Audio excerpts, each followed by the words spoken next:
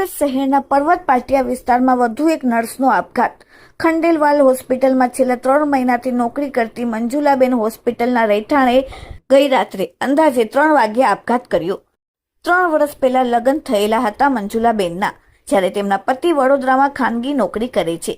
મૂળ છોટાઉદેપુર જિલ્લાના જેસર ગામના રહેવાસી અને મંજુલાબેનના મોતથી હાલમાં પરિવારમાં શોકની લાગણી વ્યાપી ગઈ છે.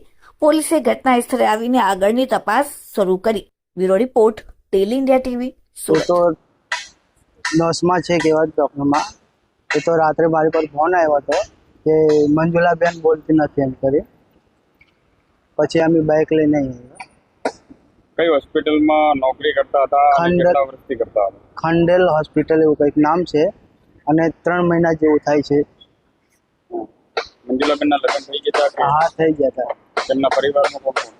એના પરિવારમાં તો સાસરીમાં નથી જતી કહેવાય, પિયરમાં છે.